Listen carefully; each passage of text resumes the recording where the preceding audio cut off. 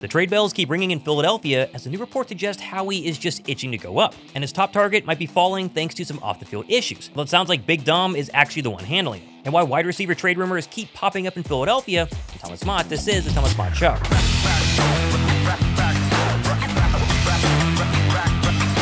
Well, it's finally draft week, which means get ready for every single rumor under the entire sun over the next 3 days until all eventually get dispelled during round 1 on Thursday night. First, I'm a man of my word, and I said on this video 9 days ago, if it got to 60,000 views, I'd give away this, one of the Eagles Super Bowl championship t-shirts, and it's at 59K. It's close, so let's go ahead and pick a winner. And that randomly generated commenter who won was Phillies_fly_guy. So go to below my description box and send me an email, prove it's you, and I'll get it sent out as soon as possible. Also, if the offer still stands, get this video to 60K views, and I'll pick another commenter down below to win another t-shirt. If you don't win, though, get ready for the granddaddy of them all, the triple signed helmet, giving that away right after the draft. Turn on notifications and be sub because giving this away very soon. Now, of course, the big news today is the fact that Philadelphia has extended yet another one of their own young core, giving starting center Cam Jurgens a 4-year, $68 million extension that now makes him the second highest paid center in the entire National Football League. It's just crazy. I feel like, I've been working at it for a while. I mean, since I got drafted here, I guess I've been working towards this point, and now that I'm finally here, I'm just, so thrilled that I got lucky enough to get drafted here and being in the best spot I possibly could be, and now getting this deal done. I mean, I feel, secure that I'm going to be here for a long time, and it's wild to think that I'm finally here.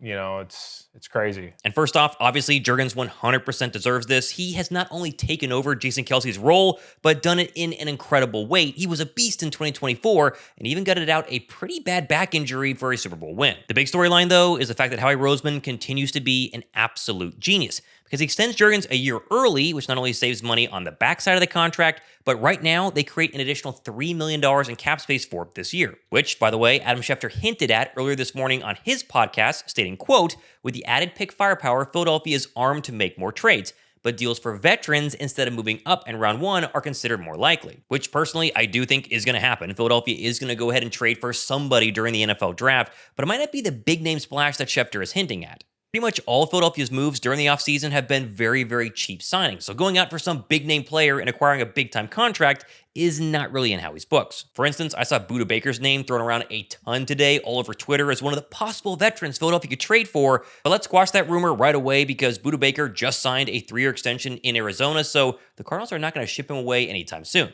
Yes, Philadelphia definitely needs safety help, but that'll probably come in the draft and not during a draft day trade. Personally, I think tight end Michael Mayer is probably the most likely trade candidate if we're listing people the Birds could actually go ahead and get because he's cheap, he's young, he's a tight end, and if they don't go ahead and take one in the NFL draft, Mayer makes a ton of sense. All in all, though, can we just be happy that Cam Jurgens got an extension and not immediately go, okay, you freed up $3 million in cap space, who are you going to go ahead and trade for? Cam Jurgens, he's going to be an Eagle for a long time. This Birds core is absolutely loaded for many years to come. Also, if you watch my show on any sort of regular basis, you know I've been working with channel sponsor Bombas for a while, and anytime they release either new clothing or I get a new piece of clothing from them, it instantly becomes one of my go-tos. And now there's even better news as Bombas offers international shipping. In addition, of course, to the US, they now ship to over 200 countries. So if you haven't been able to get your hands on Bombas before, now you can, no matter where you live. Now, for my most recent Bombas haul, I started with more socks because I wanted one pair for every single day of the week. I do laundry once a week, and once you try on Bombas socks, you don't want to wear your previous, I think I have like 5-year-old Amazon basic socks. These are so much more comfortable. Then I added to my Bombas t-shirt collection because if you remember, I bought a red Bombas shirt, and the thing about Bombas, they're so comfortable. I can only wear that t-shirt once a week, so I got another one here, which is fantastic. Finally, a little bit of a wild card, but I was looking at Bombas' website, and I saw they had slides. These are called the Friday slides, and going to the beach a bunch the next couple of months, so I wanted a pair of beach shoes, but then I found myself wearing these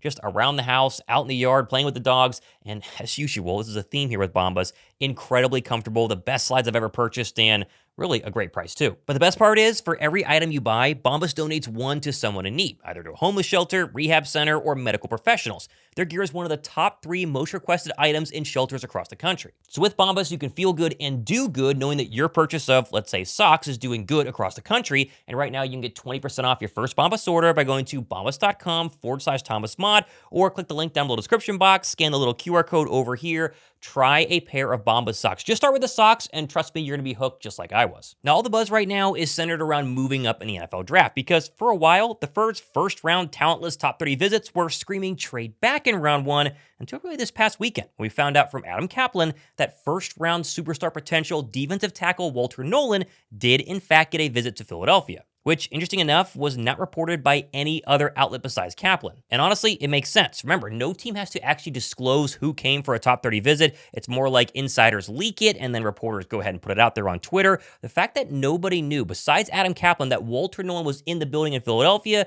might be a sign that they really like him and are trying to keep his top 30 visit on the down low. And I think the big news, besides the fact that Nolen actually visited, comes from this past Sunday when NFL Network's Daniel Jeremiah said this, quote, "I think there are a lot of teams in this draft that would like to go in reverse, and the Eagles could be one of the few teams that would really be willing to put their foot on the gas and go get somebody. They have a ton of picks. I think they have 12 picks next year, so they could be a team. You're always looking at teams that could move back. They could be a team, say Walter Nolen, who's there. Maybe that's someone they would be aggressive for and move up." Honestly, that report tells me it's very clear why the hype around going up is very, very strong in Philadelphia. Just so we're clear why Walter Nolen's name keeps popping up, well, it's very simple. He's an absolute stud of a defensive tackle. I mean, think about this. Since 2018, the list of defensive tackle prospects in the draft to both have a 10% or better run stop and pass rush win rate is a very small list, but includes some very good players: Vita Vea, Jeffrey Simmons, Jalen Carter, and you guessed it, Walter Nolen. And why, sure, Philadelphia doesn't need a defensive tackle, and you might be saying, Thomas, focus on safety, focus on cornerback. That's where the Eagles should go. I tend to agree, but when you think about defensive tackle, I think we're all missing something. Milton Williams and Burns last year was a massive part of Fangio's success. And while early on in the season, I think his dominance was really not fully appreciated, what we saw firsthand in the playoffs and really in the Super Bowl is what I think this defensive front could look like if you get another star defensive tackle alongside Jalen Carter. Walter Nolen on this defensive line, he would never see a single double team, something that was very rare in college. And Fangio historically, we know this, loves four-man fronts with very little pressure. So maybe the theory is to stay strong up front and hope the holes in the back end can go ahead and figure themselves out. Not saying this is a guarantee, but I think it does make a ton of sense if Philadelphia were to go D-tackle. Now, the other argument is, Thomas, Walter Nolen, I see you typing it right now, he's not going to get close to 32. They can't trade up as far as they need to be to go ahead and get him.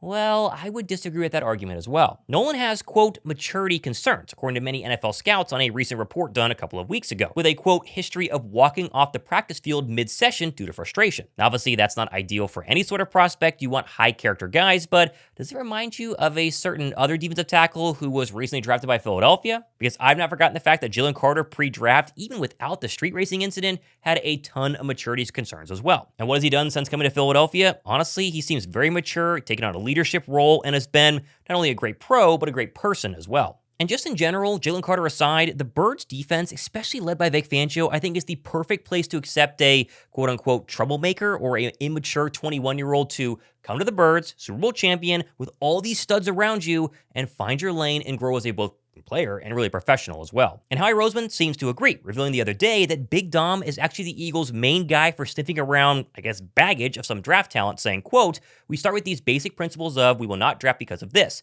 We get past those guys, then we obviously have a process we go through. That starts with Dom. I don't think there's any doubt that he's the best in the National Football League and in my opinion of all sports at what he does.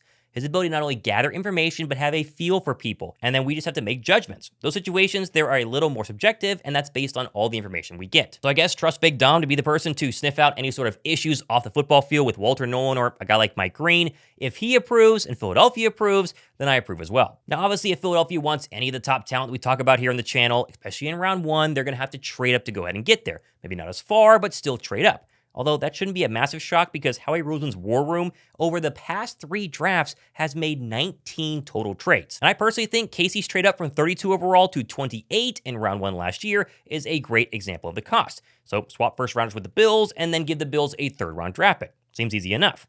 I'd even bet you could go higher into the maybe even early 20s for a 1st round swap this year, a 3rd this year, and maybe another 3rd, perhaps one of our 50 of them in 2026. Still though, all this defensive line talk could prove to not be true and Philadelphia could simply go defensive back in round 1. And if they do, I think top 30 visit recipient Maxwell Hairston is probably the most likely. He's obviously a great cornerback. Philadelphia needs some cornerback help, and so Hairston makes a ton of sense. Plus, over the weekend, we found out Hairston actually accepted a 1st round invitation to night 1 in person in Green Bay at the draft. And as I've said before, players hear a lot of stuff long before we do. Harrison's kind of one of these borderline, probably first-round picks, but could fall into round 2. If he's going night 1, that tells me he thinks he's getting picked. Probably heard it from somebody, so keep an eye on Philadelphia. Also, by the way, keep your eye out for all these fake trades that keep getting kind of pushed around, especially by certain radio stations, because, boy, what a crazy weekend for A.J. Brown and everybody else. I mean, this whole trade in the top 5 for a dual Carter for A.J. Brown honestly was exposed perfectly by guys on Twitter like Philly Truther, who showcased the fact that 2 radio stations under the same parent company can easily conspire to create the Brown trade narrative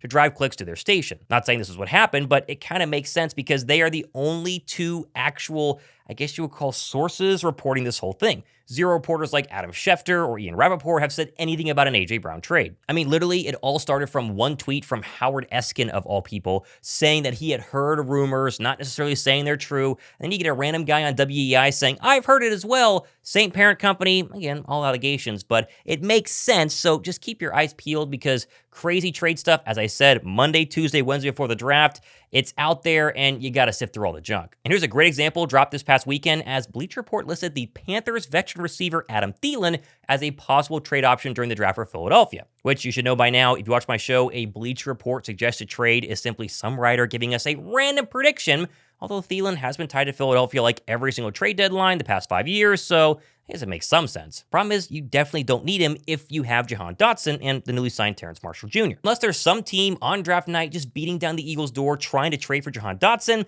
then adding Thielen seems like a very far-fetched and quote-unquote rumor that has no legit reporting behind it. What does have legit reporting is the fact that Jalen Hurts is an absolute dog who seems to not be satisfied despite winning the Super Bowl and Super Bowl MVP, small stuff in the grand scheme of things. I mean, look at his recent workout edit he dropped on his Instagram this weekend, including a 4:43 gym session, some serious weightlifting, cardio. Gosh, number 1 is getting ready for the 2025 season, and I'm pumped to see what he can do. Obviously, plenty more stuff happening as the draft is finally here. All the rumors, all the projections, all the speculation. We're going to find out exactly what happens on Thursday night. So make sure you guys go ahead and subscribe and join us for our live draft show on night 1 and night 2, myself and Josh Davis. We have a bunch of fun, putting a lot of effort into it as well, graphics and stuff, so be sure to go ahead and check it out. I'm Thomas Mott, keep you guys up to date, trying to weed through all the rumors. This has been the Thomas Mott Show.